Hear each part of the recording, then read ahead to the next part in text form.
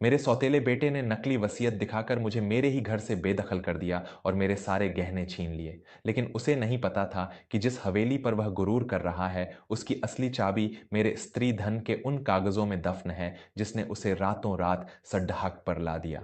एक औरत का सबसे बड़ा आभूषण केवल उसका मंगलसूत्र या उसके माथे की बिंदी नहीं होती, बल्कि उसका सबसे बड़ा आभूषण होता है उसका स्वाभिमान और उसका स्त्री धन।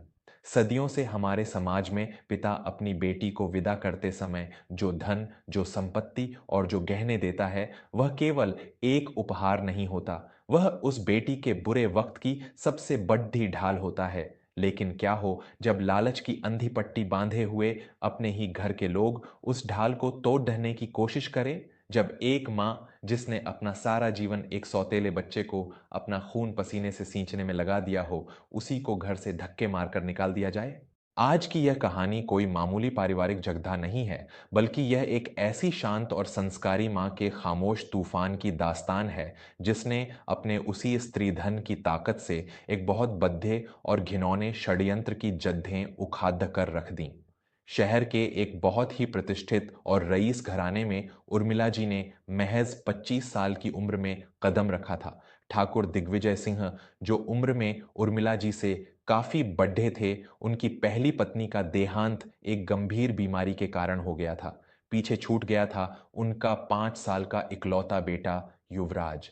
उर्मिला जी के पिता एक बहुत ही संपन्न जमींदार थे, जिन्होंने अपनी बेटी का विवाह दिग्विजय सिंह से सिर्फ इसलिए किया था ताकि उस छोटे से अनाथ बच्चे को एक मां का प्यार मिल सके। विवाह के समय उर्मिला जी के पिता ने उन्हें करोड़ों रुपए के सोने के पुश्तैनी गहने और अपनी कुछ जमीनों का हिस्सा स्त्री धन के रूप में दिया था।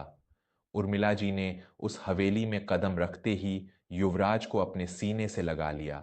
उन्होंने कभी युवराज को यह महसूस नहीं होने दिया कि वह उसकी सगी मां नहीं है। यहां तक कि युवराज का प्यार उनके लिए कम न पड़ीडीडीएच जाए, इसलिए उर्मिला जी ने जीवन भर अपनी खुद की कोई संतान पैदा नहीं की। अपना सारा जीवन, अपनी सारी ममता उन्होंने युवराज पर न्योछावर कर दी। युवराज बड़ा हुआ, विदेश में पढ़ाई की और उसका विवाह देवयानी नाम की एक बेहद चालाक और महत्वाकांक्षी लड़ढचकी से हो गया। सब कुछ सामान्य चल रहा था, लेकिन एक रात अचानक ठाकुर दिग्विजय सिंह को दिल का दौरा पड्डा और उनका स्वर्गवास हो गया।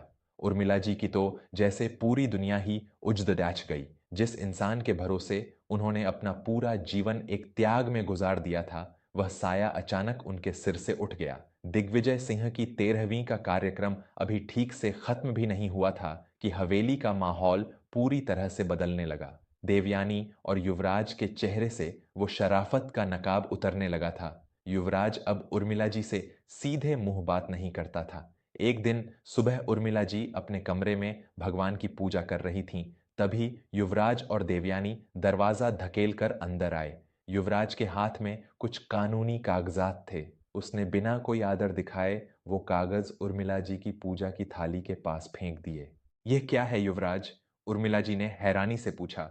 युवराज ने अपनी आवाज ऊंची करते हुए कहा, यह बाबूजी की आखिरी वसीयत है। इसमें साफ साफ लिखा है कि उनके मरने के बाद इस करोड़ों की हवेली, सारे व्यापार और बैंक खातों का इकलौता वारिस मैं हूं। आपका इस घर में अब कोई कानूनी अधिकार नहीं है। उर्मिला जी के हाथ कांपने लगे। उन्होंने भरे हुए गले से कहा, बेटा, दौलत तुम्हारी ही है, मुझे इन ईंट पत्थरों से क्या लेना? लेकिन मैं तो तुम्हारी मां हूं। तुम्हारे बाबूजी के जाने के बाद मेरा इस घर के अलावा और कौन सा ठिकाना है? तभी देवयानी ने बीच में टोकते हुए बहुत ही जहरीली आवाज में कहा, आप कैसी मां हैं? आप तो सिर्फ एक सौतेली मां हैं जो हमारे बाबूजी की दौलत पर राज करने आई थीं।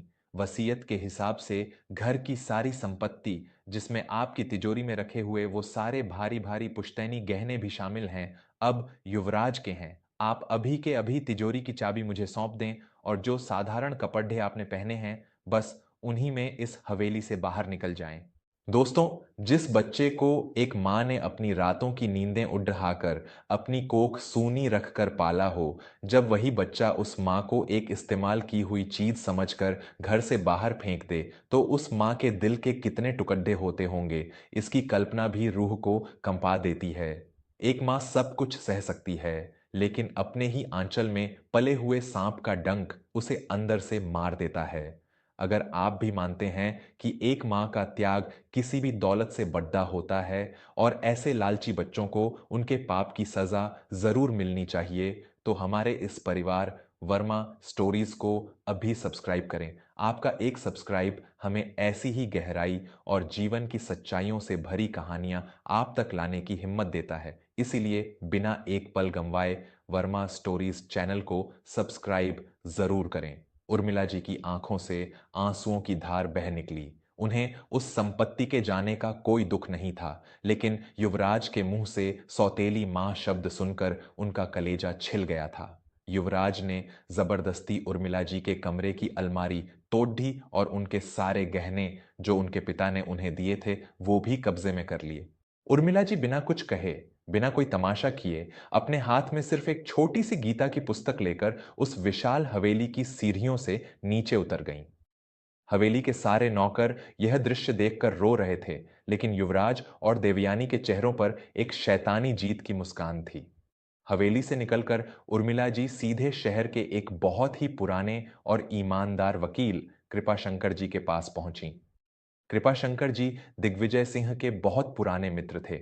जब उर्मिला जी ने रोते हुए उन्हें युवराज की उस वसीयत और हवेली से निकाले जाने की बात बताई, तो कृपाशंकर जी का खून खौल उठा। उन्होंने उर्मिला जी को पानी देते हुए कहा, उर्मिला भाभी, युवराज लालच में इतना अंधा हो गया है कि उसने बहुत बड़ा अपराध कर दिया है।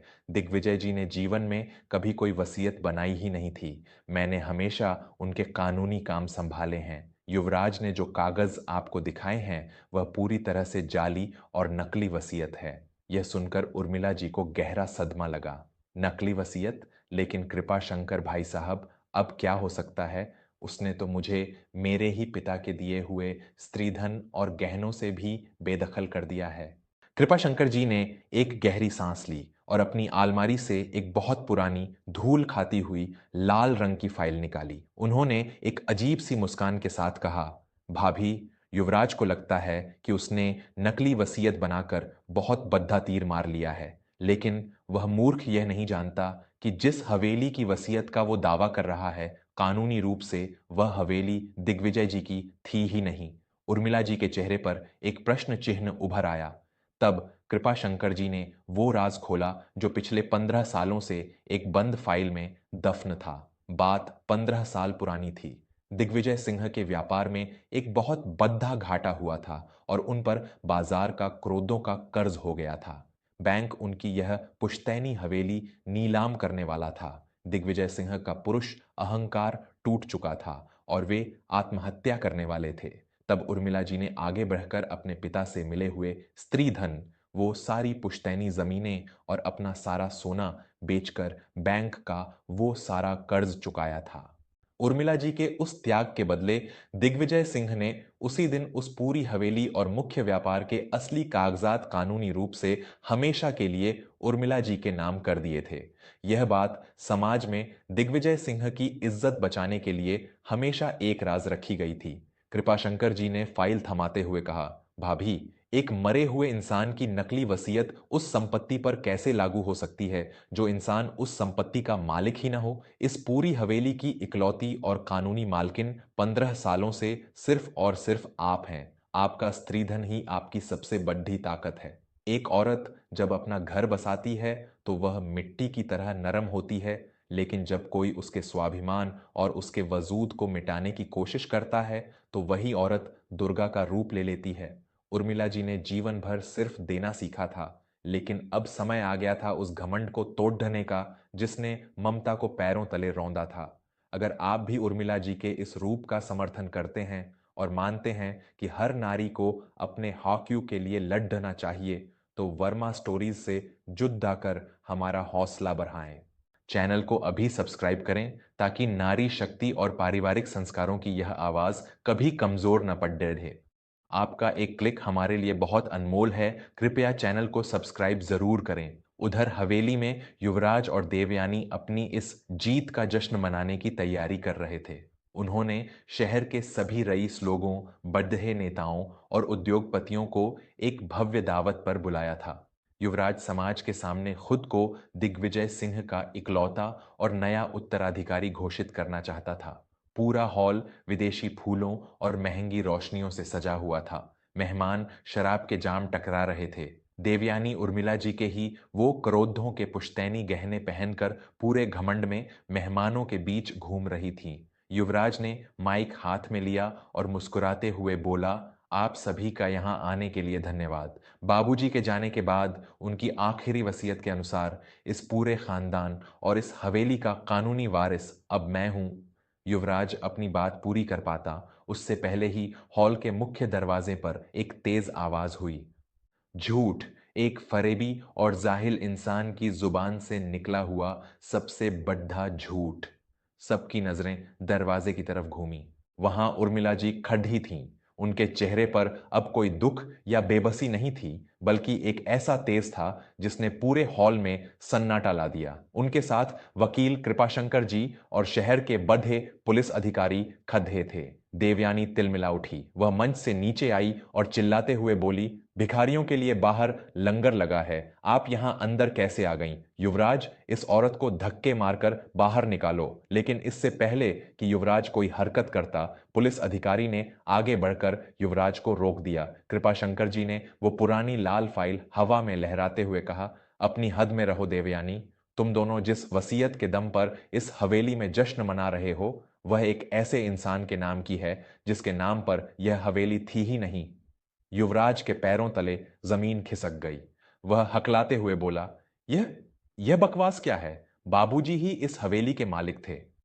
कृपाशंकर जी ने फाइल से वो 15 साल पुराने दस्तावेज निकाले और मेहमानों के सामने पढ़ते हुए कहा, 15 साल पहले जब तुम्हारे बाबूजी दिवालिया हो चुके थे, तब उर्मिला जी ने अपने स्त्रीधन से इस हवेली को नीलाम होने से बचाया था। यह संपत्ति उसी दिन से उर्मिला जी के नाम पर पंजीकृत है। तुमने एक ऐसी संपत्ति की नकली वसीयत बनाई है जिस पर तुम्हारा कोई हक नहीं है। यह धोखाधड़ी और जालसाजी का बहुत बड़ा अपराध है। यह सुनते ही युवराज के हाथ से माइक छूटकर जमीन पर गिर पड़ा। देवयानी पसीने से लथपथ हो गई। जिन मेहमानों के सामने वे अपनी शान बघार रहे थे, वही मेहमान अब उन्हें घृणा की नजरों से देख रहे थे। पुलिस अधिकारी ने आगे बढ़कर युवराज के हाथों में हथकड़ी पहना दी। युवराज सिंह, एक जीवित और असली मालकिन को नकली वसीयत के जरिए बेदखल करने और जालसाजी के आरोप में आपको गिरफ्तार किया जाता है। जैसे ही हथकड़ी की आवाज गूंजी, युवराज का सारा गुरूर टूटकर जमीन पर आ गिरा। वह घुटनों के बल उर्मिला जी के पैरों में गिर पड़ा और फूट फूट कर रोने लगा। मुझे माफ कर दीजिए मां, मैं दौलत के लालच में अंधा हो गया था। देवयानी ने मेरे कान भरे थे। मैं आपका बेटा हूं, मुझे जेल मत भिजवाइए, मैं आपके पैरों की धूल हूं। उर्मिला जी ने अपने पैर पीछे खींच लिए। उनकी आंखों में कोई नमी नहीं थी। उन्होंने एक बहुत ही सर्द लेकिन शक्तिशाली आवाज में कहा, बेटा, जिस दिन तुमने मुझे सौतेली मां कहकर इस घर से निकाला था, उसी दिन तुमने मेरे अंदर की ममता की हत्या कर दी थी। तुमने एक मां को नहीं, एक औरत के स्वाभिमान को ललकारा था। स्त्री धन सिर्फ गहने नहीं होते युवराज, वह एक औरत की आखिरी ढाल होती है। और जब कोई उस ढाल को तोड़ने की कोशिश करता है, तो औरत विनाश का वो रूप लेती है जिसे तुम्हारे जैसा फरेबी कभी समझ नहीं सकता। अब अपने पापों की सजा काटो। पुलिस युवराज को घसीटते हुए बाहर ले गई। देवयानी, जो कुछ देर पहले महारानी बनकर घूम रही थी, अब उर्मिला जी के उसी स्त्रीधन के गहनों को उतारकर रोते हुए हवेली से भाग खड़ी हुई। उर्मिला जी ने एक बार फिर अपनी उसी हवेली पर अपना अधिकार पा लिया था, लेकिन इस बार किसी की दया से नहीं, बल्कि अपने स्वाभिमान और अपने उसी स्त्रीधन की शक्ति से। दोस्तों, भगवान की लाठी में आवाज नहीं होती, लेकिन जब वो पड़ डसती है तो इंसान के सारे गुरूर राख हो जाते हैं। किसी के सच्चे प्यार और एक औरत के स्वाभिमान का मजाक उड़ाना दुनिया का सबसे बड़ा पाप है। लालच के रास्ते पर चलकर इंसान दौलत तो पा सकता है, लेकिन अंत में उसे सिर्फ और सिर्फ बर्बादी ही नसीब होती है। अगर उर्मिला जी के इस साहसिक कदम ने आपके दिल को छुआ है और आपको लगता है कि युवराज को उसके किए की बिल्कुल सही सजा मिली, तो वर्मा स्टोरीज को अभी सब्सक्राइब करें। इस कहानी को अपने दोस्तों और परिवार के साथ इतना शेयर करें कि हर किसी को स्त्री धन की असली कीमत और एक मां के सम्मान का मतलब समझ आ सके। कमेंट में जरूर बताएं कि क्या उर्मिला जी का युवराज को जेल भेजना सही था। सच्चाई और संस्कारों की इस आवाज़ को घर घर तक पहुंचाने के लिए वर्मा स्टोरीज चैनल को सब्सक्राइब करना बिल्कुल न भूलें। धन्यवाद।